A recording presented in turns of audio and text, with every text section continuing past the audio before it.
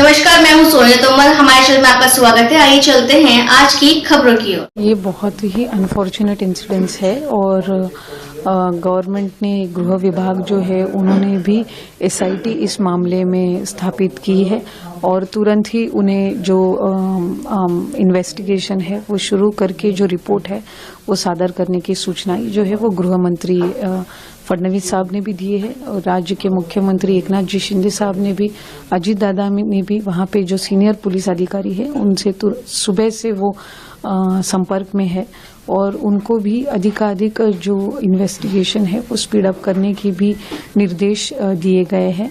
हमें जब child helpline पे इस वहाँ के जो पेरेंट्स है, पालक है और नागरिकों ने जब कांटेक्ट करने की कोशिश की तो जीमाबाग की जो अधिकारी है, बाल हक संरक्षण आयोग के जो अधिकारी है, कक्षा अधिकारी है, उन्होंने वहाँ पे ये जो एफआईआर है वो दर्ज करवा के ली और फास्ट ट्रैक कोर्ट में ये केस चलवाई जाए, ये भी एक डिमांड हो रही है।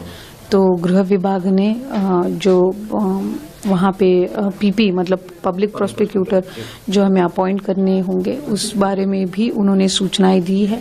अभी राज्य के गृह मंत्री ने वहाँ के जो पुलिस अधिकारी है, लोकल पीआई है, जिन्होंने इस वो जो कंप्लेंट है वो रजिस्टर करने में कुछ डिले किया है, उन्हें भी निलंबित किया गया है। तो और स्कूल के जो प्रिंसिपल है उन्हें भी सस्पेंड किया गया है। वहाँ की जो व्यवस्थापन समिति है उनकी इन्वेस्टिगेशन चल रही है। तो बहुत ही गंभीरतापूर्वक इस मामले को राज्य शासन और गृह विभाग ले रही है। इस पूरे मामले में पुलिस की कहीं की लापरवाही दिखी, पुलिस की लापरवाही को देखते हुए सरकार ने कितने लोगों को सस्पेंड किया इसमें? जिन्होंने लापरवाही की है वहाँ के लोकल कांस्टेबल हो, पुलिस स्टेशन के वहाँ के पीआई या पुलिस अधिकारी हो पुलिस स्टेशन के, उन्हें तुरंत ही निलंबित किया गया है क्योंकि कंप्लेंट जो है वो रजिस्टर होने में डिले हुआ है। वहाँ के जो पालक है, वहाँ के जो नागरिक है वो वहाँ पर कंप्लेंट करने पुलिस स्टेशन में आए थे, तो वहाँ पे उन्हें उस दौरान कंप्लेंट करते वक्त जो डिले हुआ है या कुछ वहाँ पे एक्शन लेते वक्त जो डिले हुआ है उसको मद्देनजर रखते हुए उनको निलंबित किया गया है। मैम, विपक्ष की बात करते हैं, इस घटना के बाद विपक्ष लगातार सरकार पे हमला कर रहा है। वो कह रहा है कि सरकार जो है देवेंद्र फडणवीस कहीं ना कहीं इनकी लॉ एंड ऑर्डर की सरकार की फेलियर है, इंटेलेक्चुअल फेलियर भी है, इंटेलिजेंट फेलियर भी है। विपक्ष के सवाल को ऐसे इंसिडेंसेस अनफॉर्चुनेट होते हैं, अनप्रेडिक्टेबल भी होते हैं, तो ये इस घटना का कोई भी समर्थन नहीं करेगा। ये बहुत ही दुर्दैवी है और बहुत ही ज़्यादा मतलब एक सामान्य नागरिक के मन में एक भावनाएं अलग होती है। मैं समझ सकती हूँ कि उनके जो पेरेंट्स होते 3-4 साल की बच्चियाँ हैं वो आज किस मानसिकता से, किस दौरे से वो गुजर रहे हैं, ये हम समझ पा रहे हैं।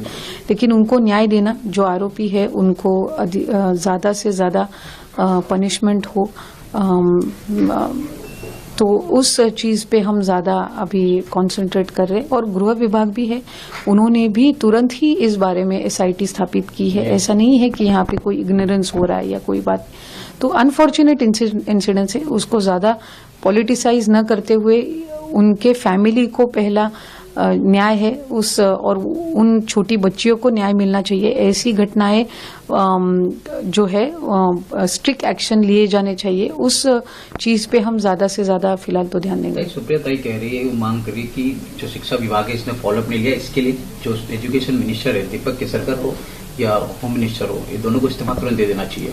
नहीं, एक बात है कि जब इस बात की सूचना गृह विभाग को मिली तुरंत ही अगर आप देखेंगे तो वहाँ पे जो लोकल पुलिस ऑफिसर्स हैं उनको सस्पेंड किया गया है। तो ये तो तुरंत ही हुआ है। कुछ भी प्राइमरी जो रिपोर्ट है वो भी ना लेते हुए उनको तुरंत ही जो भावनाएं हैं वहाँ पे लोकल रेसिडेंट्स की और वहाँ के पेरेंट्स की, उसको मद्देनजर रखते हुए तुरंत ही उनको सस्पेंड किया गया है। जो स्कूल है उसके प्रिंसिपल को निलंबित किया गया है। हमारे पास जो प्राइमरी रिपोर्ट आया है हमारे लोकल जो महिला व बाल विकास के जो अधिकारी है या आयोग के बाल हक के जो आयोग के अधिकारी है वो भी हम एजुकेशन डिपार्टमेंट को तुरंत ही फॉरवर्ड कर रहे हैं। और हमने तो यही रेकमेंड किया है कि जब तक एसआईटी का पूरा रिपोर्ट नहीं आ जाता है तब तक वो जो स्कूल है उसको जो हम मान्यता देते हैं, परमिशन जो देती है, वो रद्द कर दे।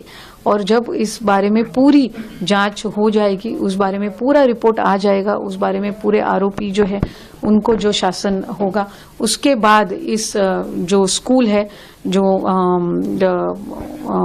जिनको मान्यता दी गई है वो रूटीन की जा सकती। लेकिन अभी जो प्राइमरी रिपोर्ट आ रहा है उसमें स्कूल ने भी क्योंकि जब पेरेंट्स किसी भी स्कूल में अपने बच्चों को भेजते हैं तो वो स्कूल की, जब वो उनके प्रीमाइस में रहते हैं तो वो स्कूल की जिम्मेदारी रहती है। आज अगर हम देखें तो वहाँ पे सीसीटीवी फुटेजेस होंगे, वो तुरंत ही उन्होंने देने चाहिए।